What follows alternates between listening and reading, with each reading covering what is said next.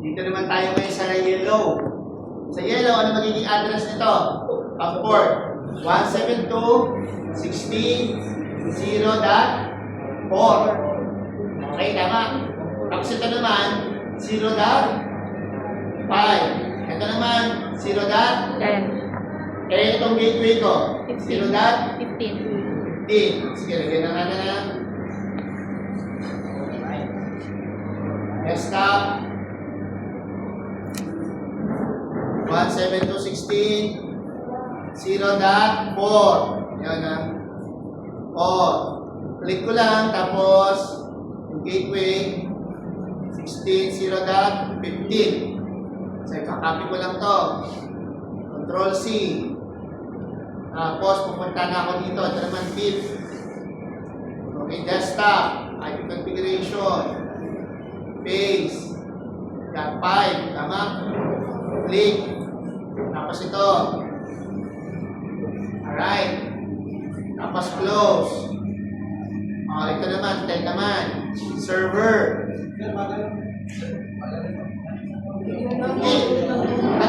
Yun lang. Kung ano lang yung dulo, binabago lang. Hindi, huwag niyo sabayan. Yun nga yung point ko eh.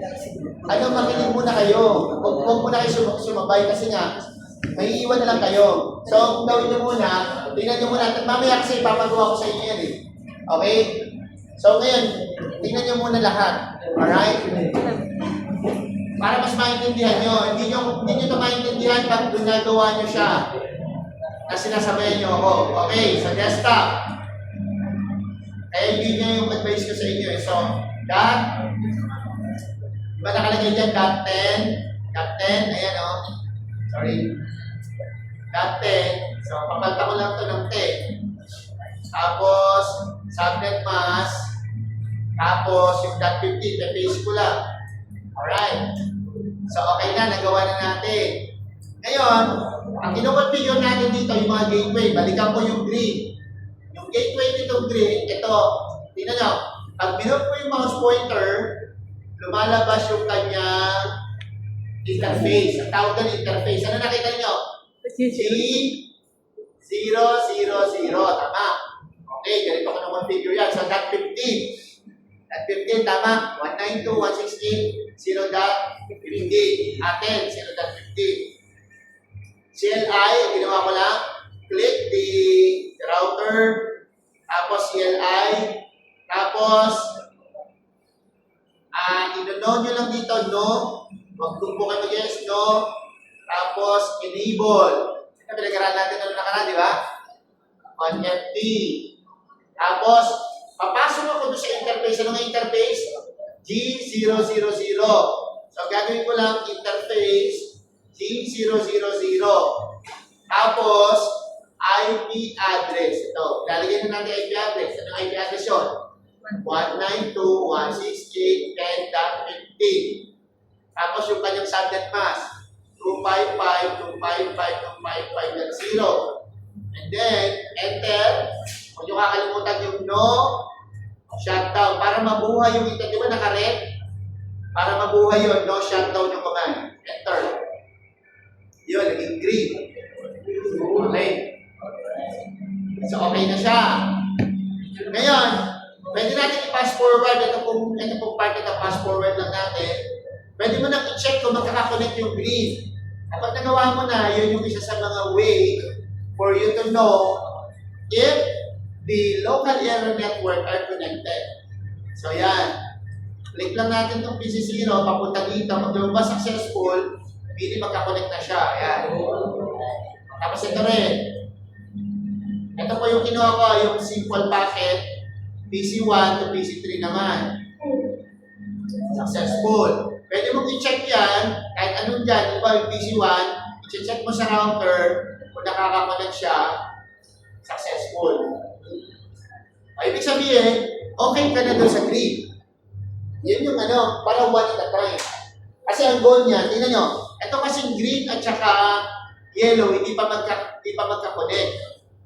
Okay, hindi pa magka-connect yan. So, fail. Ang goal natin, i-connect lahat yan. Mamaya, makukonect natin lahat yan. Okay, pero one at a time. may pass or okay lang? Sakto lang. Okay. So, punta tayo ng konti. Dito naman tayo. Ito namang pin. Kung mapapansin nyo, per color yung ginagawa configuration. Ngayon, kailangan natin malaman yung interface. Ito po. Huwag nyo i-click-click. Tinumog ko lang yung pointer dito sa interface. Tapos lumalabas na. Anong nakita nyo? S0 110. 10. O yun yung i-configure natin. Ano yung lalagyan natin itong IP address? 200, 100, 90.1. Tapos 255, 255, 255, 252. Okay po. Sa kabila naman, 200, 100, 90.2. That's very basic. Okay. S010 Tandaan ninyo. Pupunta ngayon ako dito. Ay type ko interface S010. Okay po, ang IP address. IP address 200 ngayon 190.1. Ano yung subject mask? Nakalagay din dito. Tatlong 255, isang 252. Lagay ko lang. 255, 255, 255, 252. No shutdown. Hindi pa yan mag-green kasi yung kabila dapat, kasi magkadugtong yun eh. Kailangan umilaw din yun. Okay, so, i-click ko naman sa kabilang router. Ay, kukonfigure muna natin itong side na to. S010.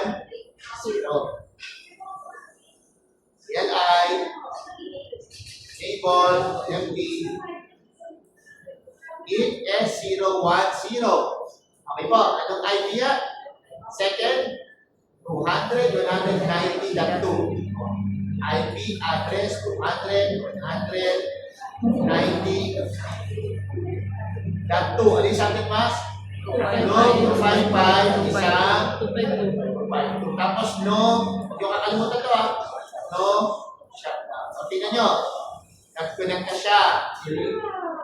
Okay, i-check nyo na kung magkakonnect. Pwede naman yun, katulad na ginawa natin. From, fast forward natin to, ito fast forward. From here, going to R2, kailangan successful. Ano ibig sabihin, ito palang green tsaka si pink pagka-connect na. Kasi tingnan nyo puro successful. O, ito naman ako, dito naman ako sa kabila. Ang kulay nga to? Something sky blue. Wala pa yan. O, ito, ano naman to? S011. Papunta kay S011 din. Ano yung lalagay ko dito? 209, dito muna ha. 209, 16590.1. Tapos, 255, sa 25. Nagigets ba? S011. Interface S011. IP add 205 sa 205 at 209 16590. 209 165 90.1. Tapos no shutdown. Okay.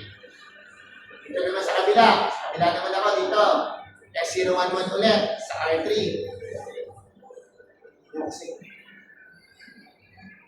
Okay, CLI again.